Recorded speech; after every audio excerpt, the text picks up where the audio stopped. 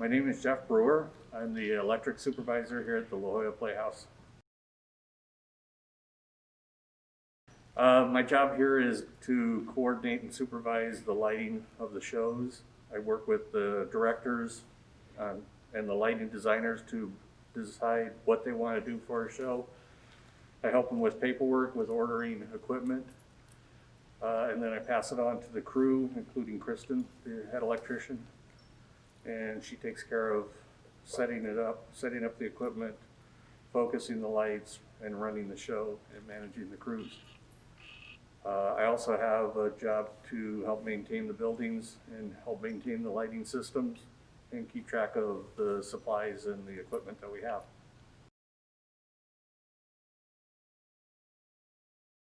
Well, about 30 years ago, I was working at the post office and decided to take a night class at a community college because I'd seen a few Broadway shows and thought it would be interesting to learn how they did lighting. And 2 years later, I quit the post office, started working full-time in theater because I was making more money than I was at the post office. I spent 10 years in Palm Desert working at the McAllen Theater as their Master Electrician, and at the same time teaching at College of the Desert for play production, lighting design, and pretty much anything in theater, technical theater. I left those jobs in January of 2000 and went on tour for 12 and a half years. I did 19 different tours, national tours across the country and Canada. Then I got bored and decided to go stay in New York for a little while, and I've done 4 Broadway shows. The last one, The Great Comet, won the Tony Award for the lighting design for the year I was there. During that, I heard about the job here at La Jolla Playhouse, and I wanted to move back to California. So I left Broadway, left all the bright lights and the high pay, and came out here to have fun creating new work and new theater. So one of the reasons that I got into lighting in theater, one of the best things that I like about it, is the use of the colored light in productions and in creating the space that you want for your show. So what we have here is just 3 lights. We got a red, blue, and a green. And basically you can do a lot of color mixing, which if you have just the basic green in one spot and you mix it with the red in another, you'll end up with a yellowish light. And depending on how much red and how much green, you can adjust that. You can make it just solid red, or mix it with blue and come up with a magenta light, which is in the middle. And then you'll have just the basic blue, and if you mix it with green, you come up with a cyan in the middle. And then if you get all 3 together, you hopefully have white. And out of that, you get a very textured white light that has all the colors that mix, and depending on the shadows that you end up with, you can create different effects and different feelings with the different colors. So another tool that we like to use here is a Gobo, and basically it's a cutout in a piece of metal that we drop into the light. We can create different forms. In this case, it's a ghost. You'll also see words, you can see leaves, all kinds of patterns and breakups. A lot of times if you're trying to do a forest scene or something like that, you'll see a lot of breakups and a lot of leaf patterns, so that it gives the feeling of where you're at, and it creates the space that you want your show to be in. So this is what a Gobo looks like when it's productive. And this is what a Gobo looks like when you pull it out of the light. It's basically just a piece of metal that's been cut into a pattern or design. We put it into a holder, and you actually put it inside the light upside down, because when the light is projected, it reverses and repeats, makes it basically upside down and backwards. So this is one of the breakups that we use. It's basically branches, and it's lights going through the pattern that looks like branches, so it breaks up and creates the look of if you're out in the forest or something. In this case, we're using it on mounds of leaves for a dance concert that somebody has used. And here's 2 more Gobos that we use. One of them is construction, so if you want to create a warehouse or some other feel like that, you can use this design over on this side that has the very structured and straight lines. Or this is a more of a leaf pattern. Once again, going back to a forest or an outdoor scene, breaks up the light, adds some texture and adds some depth to the scene.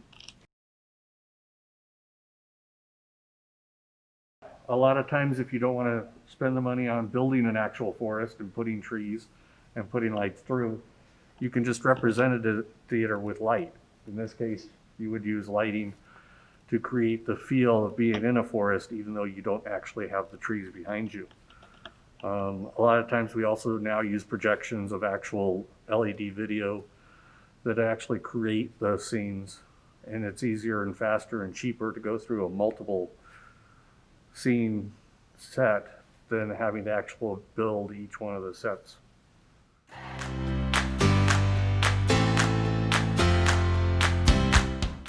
Hi, I'm Kristyn Kennedy, and I'm the Master Electrician here at the Playhouse.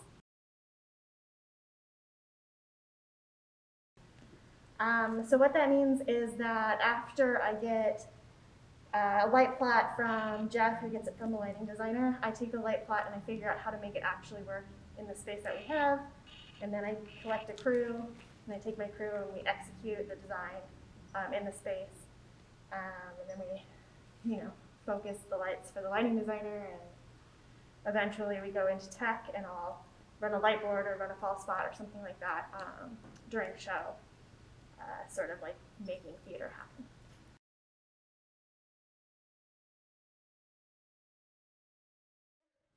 If you were to come into a theater and it just was lit normally, like with fluorescent lights, everybody's going to look sort of like a blob on the stage. There's not going to be any depth or any sort of visual interest to the whole situation. It's just going to be like walking into a classroom and looking at a teacher talking.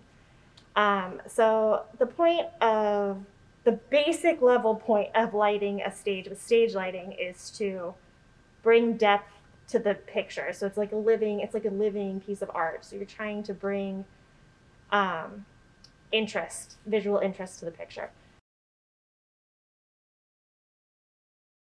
So this is the light board that we have that is in all of our spaces here. It's called the Ion. And it's sort of a standard basic board that's used across theaters. And the way it works is you tell it in advance what lights go to what dimmers or circuits. And then you can bring them up on the board sort of simply by saying, channel 1 at 100 or channel 1 at full, and channel 1 out. And then you can also program into the board cues. So that would be how sort of a show would run. During the technical process, you'd work with the designer as the light board programmer. You'd work with the designer and they would sort of dictate. It's almost like truly like dictation. They basically tell you what buttons to push, and you just sit here and you push all the right buttons and you record the cues. There's a little more to it than that, but that's pretty much the basics.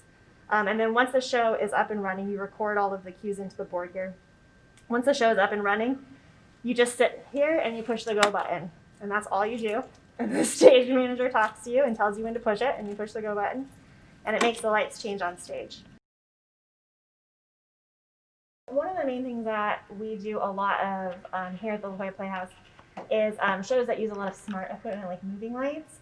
So we have a couple of really simple moving lights hanging right now, and I've got them up right now just sort of in a regular white color. And so what we do is you can push all these little buttons here in the corner, and this button allows me to like move them side to side if I turn these little wheels, and this one tips them up and down if I turn these little wheels. And then there's this thing called the color picker here, which allows you to change the color to pretty much any color you can imagine with these different kinds of moving lights. So that's pretty cool.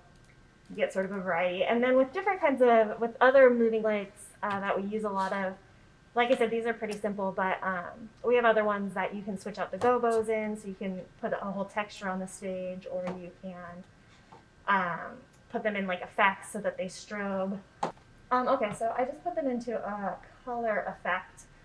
So basically now they're doing sort of a like rainbow, I don't know, RGB sort of effect on the stage. And you can do a lot with the effects to get a lot more excitement than this. But this is the sort of thing that makes the LED lights particularly appealing for designers on all the levels, but especially on a professional level, because you can hang a lot less lights and get a lot more out of them.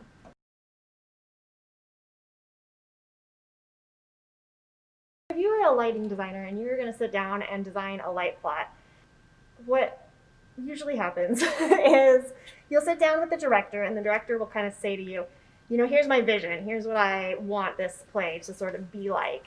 And the scenic designer will say, here's my vision, here's what I want it to be like. And you sort of, as a lighting designer, have to listen to the director and listen to the scenic designer and work your idea of what the show should look like based off of their ideas. I would say it's pretty rare that the lighting designer goes first in this situation. But once the scenic designer and the director have gotten together and they've decided something about the scene, say they've decided that the show takes place in a house, but their set is just going to be, you know, 4 walls and like a tiled floor. Now the lighting designer has to come in and say, okay, how do I make this actually look like a house? Because all I have been given is like some wood and some tile. And at that point, it's up to them to sort of try to figure out what where they're going to hang their lights to give the shadows that are going to make it look realistic, what colors they're going to put in to make the you know, to make it feel right for the moment, and then any sort of special effects that they might need. Like if it's a house, maybe it has, you know, 6 lamps inside, and those lamps are going to have to light up. And so the lighting designer is going to have to know that those lamps are going to need to light up, and he's going to need to have control over those lighting up. So that's the sort of stuff that a lighting designer will sit and think about before they bring a plot to Jeff and then to me.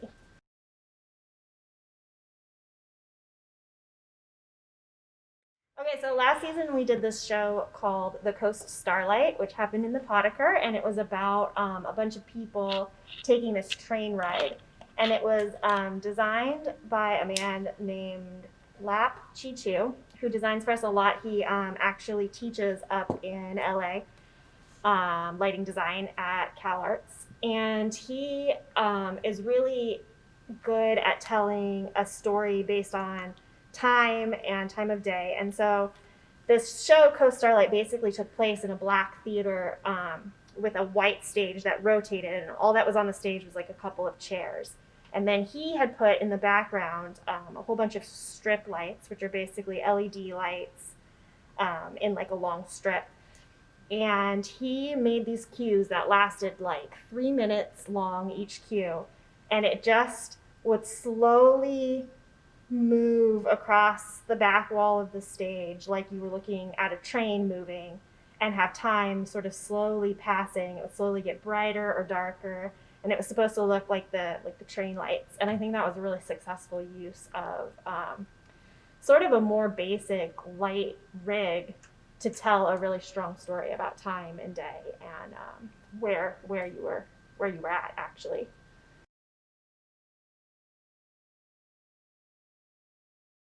Okay, so the most intense show that I worked on here at the Little Hoy Playhouse, lighting-wise, was Yoshimi Battles the Pink Robots.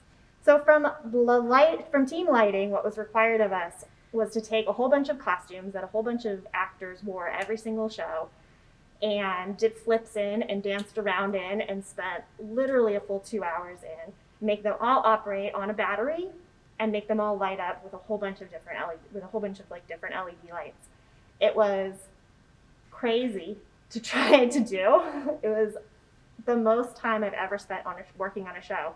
We would come in the morning and fix the costumes that had been broken from the night before, because there were so many dance moves and the costumes were so fragile, and the LED tape that we had put inside of the costumes was not built to stand up to that sort of thing. So we would come in early in the morning, we'd fix the costumes, we would take costumes from actors at intermission, and we fix the costumes, we put them back on the actors and send them back on the stage. But I think that the result of that show was the most visually stunning thing electrically that I've ever been a part of here. So it was a lot of work, but the effort absolutely paid off on the stage and with what you saw.